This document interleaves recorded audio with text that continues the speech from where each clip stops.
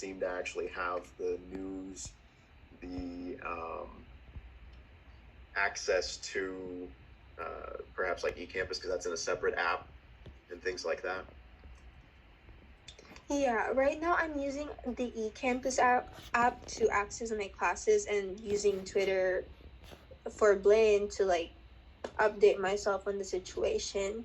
But the Blaine app itself doesn't like the first time I tried it, it didn't really log me in.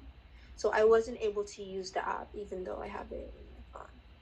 Okay, so even just gaining access to what was available in the app was difficult to impossible. Yep, basically. So yeah, I do know from like on my end, trying to access like my Blend on like a phone or a tablet is really hard to navigate. Mm-hmm.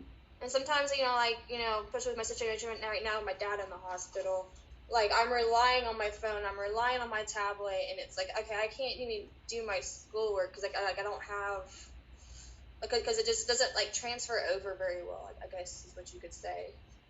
Right, it's like both eCampus and MyBlend actually look significantly different on the phone than they do on your computer, and then it's difficult to figure out which one you need to click on and where things are located. Is that? There's that, and like you don't. And I feel like some stuff that doesn't like always transfer over to the phone. Like you try like to open it up and look at it, but it doesn't come through like on the phone or the tablet. Okay, and some like missing content. Yeah, and then like I know if you have like an external site that the teachers want you to use, like McGraw Hill or whatever, you cannot do those assignments like on a phone or a tablet. Right. Which No, is like the apps aren't going to work through like a cell phone, unfortunately. But like it would just be nice to have more accessibility to schoolwork online if you're like in like having to like run around town for whatever.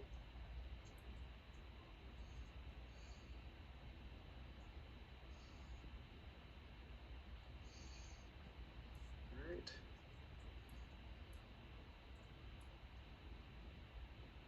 So any other comments y'all want to make? Either strengths or areas that could be improved.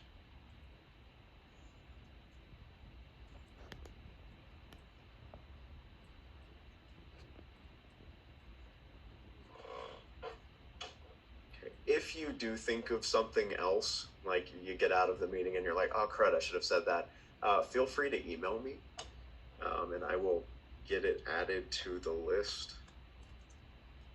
I don't know, especially for those of you and Brian, if you have my email address, because I know that Emily Erdman forwarded that to y'all.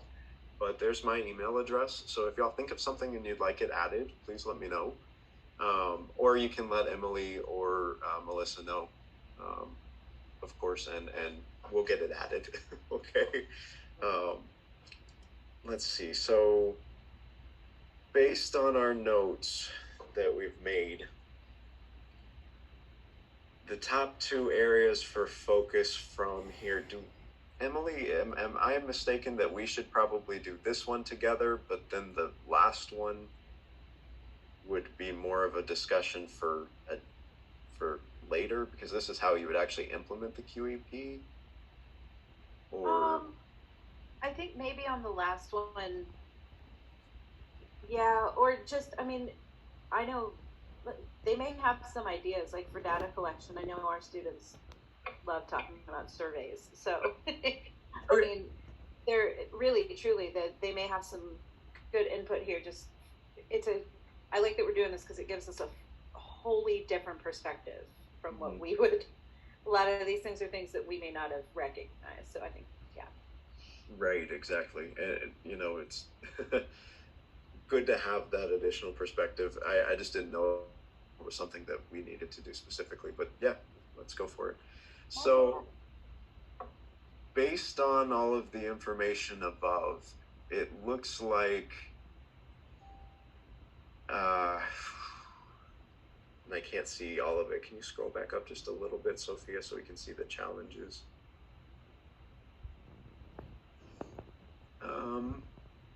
I don't know. What are some things